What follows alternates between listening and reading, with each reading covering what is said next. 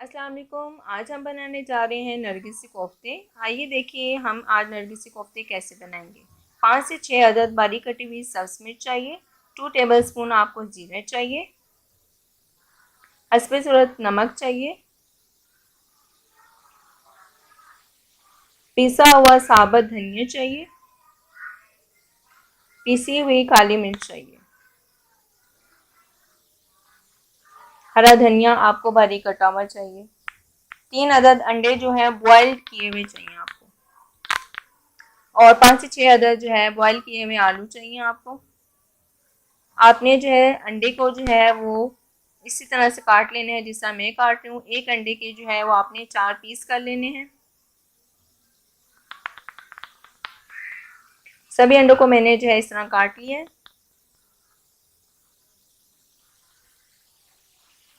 अब मैं जो आलू बॉईल किए हुए थे उनको मैश कर रही हूँ। आपने भी इसी तरीके से जो है आलूओं को मैश कर लेना है। जैसे ही आलू मैश हो जाएंगे, जो मैंने आपको मसाले दिखाए थे वो मैं इसमें एक करके जो है वो ऐड करूँगी। सबसे पहले हरा धनिया डाल रही हूँ। ये आपकी अपनी मर्जी, आप ज़्यादा यूज़ करते हैं हरा धनिया या कम यूज़ करते हैं।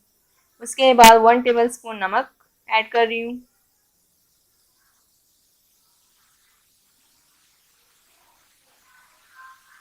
1 टेबलस्पून पीसी हुई काली मिर्च।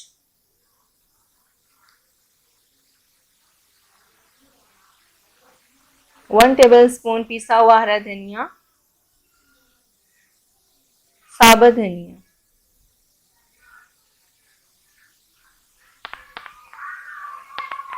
और 1 टेबलस्पून जीरा।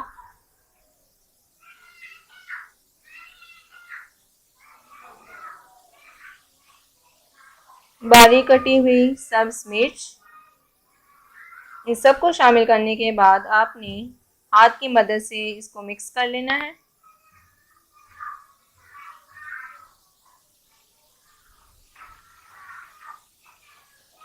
अच्छे तरीके से जो है आपने मसाले को मिक्स कर लेना आलूओं के साथ।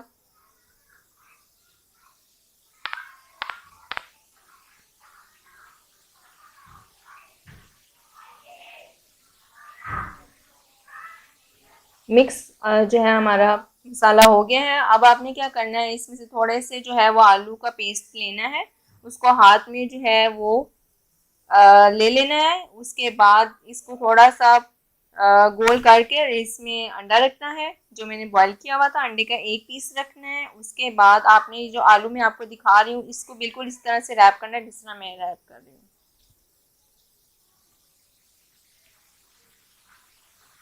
ये नरगिसी कोफ्ते की जो है वो शेप इसी तरह की होती है। आप पे डिपेंड करता है कि आप इस तरह की शेप चाहते हैं या कोई और शेप चाहते हैं। आप पे ये डिपेंड करता है। मुझे ये शेप अच्छी लगती है तो इसलिए मैंने अंडों को जो है इसी शेप से काटा था और इसी शेप से जो है वो मैंने इसके ऊपर आलू को रैप कर दिया। सारे आलू जो अंडे थे उनको मैंने उनके ऊपर आलूओं को रैप कर लिया है।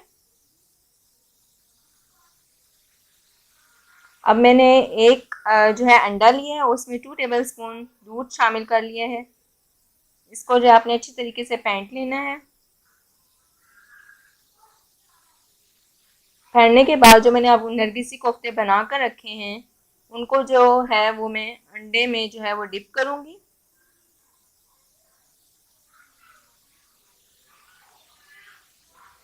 देखिए अंडे में डिप किया है मैंने। अंडे में डिप करने के बाद इसको आपने ब्रेड क्रम्स में डिप करना है।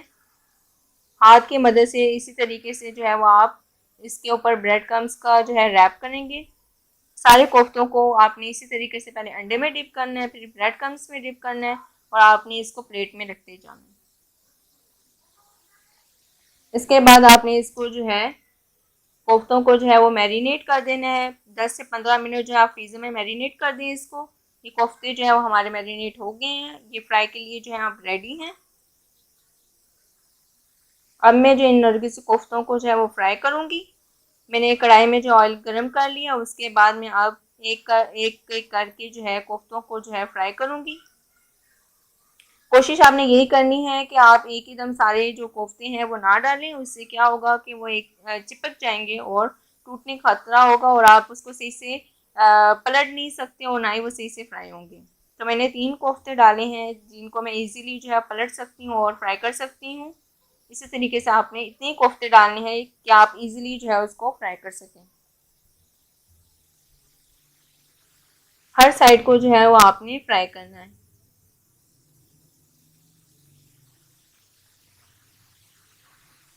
دیکھیے اوپر آپ کو براؤن اسپاٹ جو نظر آنا شروع ہو گئے ہیں. جیسے یہ لائٹ براؤن کلر کے ہوں گے تو ہمارے کوفتے جو ہیں وہ تیار ہو جائیں گے. آپ اس ریسپی کو جو ہے وہ ٹرائی کیجیے گا, آپ کو انشاءاللہ ضرور پسند آئے گی. میری تو بہت فیوریٹ ریسپی ہے یہ.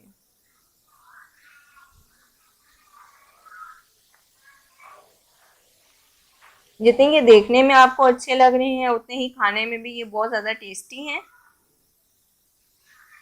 ہمارے کوفتے جو ہیں وہ تیار ہو چکے ہیں سارے ہی. دیکھیے ناظرین دیکھنے میں کتنے اچھے لگ رہے ہیں کوفتے. اب میں جو ہے اس کو کاٹ کر دکھاؤں گی. دیکھیے واہ بہت ہی زیادہ اچھے لگ رہے ہیں. ہمارے چینل کو جو ہے وہ آپ سبسکرائب کیجئے, ہماری ویڈیو کو شیئر کیجئے اور لائک کیجئے. تھینکس.